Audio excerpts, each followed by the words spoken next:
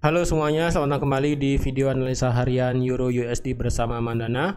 Ini adalah analisa harian pada hari ini untuk pair Euro USD pada tanggal 15 Februari 2023 hari Rabu. Seperti biasa, jika teman-teman suka dengan videonya, teman-teman jangan lupa like dulu videonya, subscribe, hidupkan lonceng dan di-share. Dan sebelum saya mulai, di sini seperti biasa saya akan sampaikan disclaimer dulu, yang dimana video ini merupakan video edukasi yang dimana kita akan belajar bersama-sama bagaimana menganalisa suatu market daripada market di Euro USD pada hari ini. Semua tindakan aktivitas tradingan teman-teman itu, baik open posisi, buy dan sell, itu kembali lagi ke keputusan teman-teman pribadi, dan saya tidak memaksakan untuk teman-teman untuk ikut ke dalam apa yang sudah saya analisakan pada hari ini, karena setiap orang punya haknya masing-masing untuk seperti apa analisa market di Euro USD pada hari ini. Jadi saya tidak memaksakan teman-teman untuk ikut ke dalam analisa yang sudah saya berikan pada hari ini. Oke. Jadi langsung aja kita lihat analisa Euro USD kemarin. Seperti yang saya sampaikan juga. Ya, kalau kemarin itu benar aja harga itu kan naik sampai ke area zona demand H4 di sini, ya kan. Sampai ke zona demand H4 yang dimana itu yang di area ini, zona demand H4 yang di sini dan juga zona demand H4 di sini itu sama-sama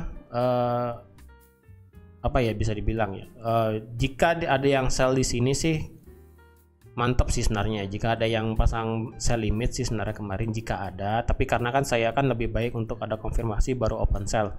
Tapi karena di sini kita tidak ada konfirmasi, sebenarnya nggak ada open sell kemarin ya. Tapi pergerakannya ternyata sesuai apa yang saya gambarkan di sini, di mana dia naik sampai ke area supply H4 yang terbaru dan juga supply H4 yang sebelumnya, dan kemudian harga turun. Dan benar aja harga itu ketika dia masuk ke area ini, harga kemudian turun sekarang ya. Dan harga sudah beneran turun. Dan sekarang kalau dilihat kemanakah arah daripada Euro USD selanjutnya. Karena data inflasi kemarin tuh hasilnya mix ya, hasilnya mix, dan itu membuat dan itu membuat candle daily kemarin itu mempunyai ekor yang cukup panjang di atas, yang sebenarnya itu menandakan bahwa adanya tekanan bearish yang cukup lumayan pada hari kemarin ya. Tapi di sini saya mau kasih tahu sedikit problemnya, yang dimana kalau dilihat itu area zona supply di sini sudah di break oleh market ya. Dia berhasil membuat kenaikan cukup tinggi ya. Pasukan bullish ini berhasil menembus pertahanan dari pertahanan dari benteng seller yang sampai di 7997, yang dimana harga itu tertinggi sampai di 8046 ya. Harga itu paling tinggi di 8046, padahal tembok daripada seller itu hanya di 7997, yang artinya itu adalah sudah berhasil dijebol untuk pertama kalinya. Dan menurut saya ini sudah tidak valid lagi. Tapi kalau teman-teman mau pakai, mungkin bisa pakai yang di sini ya, yang di paling atas di sini. Tapi dengan pertimbangan harus hati-hati. Dengan kondisi seperti ini ya, harga yang dimana harga itu mungkin teman-teman melihat ini adalah sebagai false breakout, tapi di sini saya melihat sebagai adanya potensi harga itu bisa bergerak naik, entah itu kapan ya, yang dimana entah itu 7997 harga kemungkinan bisa di breakout ke atas oleh market. Tapi untuk saat ini karena adanya dampak daripada terkena zona supply H4 yang ada dua di sini ya kan, dua supply H4 yang tadi, harga kemudian turun. Dan sekarang untuk bagaimana apakah kita bisa ambil posisi, kalau saya pribadi kembali lagi untuk ambil posisi saya lebih baik menunggu di bawah ya. Jikapun harga itu turun sekalian sampai sini, jika ada konfirmasi baru saya ngebuy. Jika tidak ada ya biarkan saja dulu. Karena untuk saat ini Euro USD harganya belum bisa kalau boleh saya bilang itu dia membuat low tapi dia membuat high. Jadi seperti ada pola QM ya, yang dimana dia membuat lower low di sini tapi dia membuat higher high di sini. Nah, yang dimana biasanya sih seperti ini ya, yang dimana harga itu seperti QM yang terjadi di sini ya, dia membuat lower low tetapi dia membuat higher high dari sini. Nah, yang dimana jika dia turun dia kemudian membuat kenaikan, dan jika itu terulang lagi maka otomatis dia membuat lower low dari sini ya, dan kemudian dia membuat higher high dari sini, dan jika dia turun sampai pertengahan di sini kemungkinan harga itu bisa naik ke atas, kemungkinan, tapi kita tidak tahu nanti kemana arah marketnya, karena di sini saya hanya mendetek chance terjadinya pola Quasimodo ya. Saya sih melihat seperti ada Quasimodo ya, dimana dia membuat lower low tapi candlenya juga membuat higher high. Dimana biasanya sih kalau Quasimodo yang terjadi seperti ini biasanya harga akan bergerak naik, tapi tidak menutup kemungkinan juga di sini Quasimodonya gagal ya. Terus untuk ambil posisi buy di time frame yang lebih kecil ada nggak? Kalau saya pribadi ya, kalau saya pribadi mungkin saya bisa untuk ambil posisi buy nanti jika harga itu turun memang sampai di sini. Karena di sini saya bisa lihat untuk ada area demand terdekat ya. Demand terdekat untuk saat ini itu ada di harga 1.06 berapa ini ya? Kalau saya kasih garis tengah ya. Ini bisa di 1.0850. Ini titik tengahnya aja ya. Jadi sekitaran itu. Jadi sekitaran ini itu teman-teman, jika terjadi adanya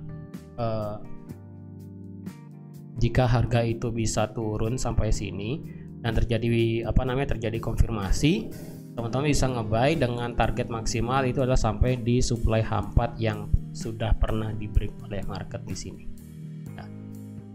Dan karena nanti kita ada berita mengenai USD juga nanti malam, yaitu tentang retail sales dan juga tentang Empire State Manufacturing Index. Jadi hati-hati juga karena data tersebut kemungkinan akan masih berdampak terhadap market pada hari ini, khususnya nanti malam ya. Jadi jikapun dia bisa melewati area ini 6850 ya, jika dia bisa melewati area 6850 setidaknya kita masih ada support yang ada di harga 6600. Jika 6600 ini di break ya, 6600 ini di break, maka kemungkinan harga bisa langsung turun mengejar zona daily yang ada di sini, zona demand daily yang ada di sini ya.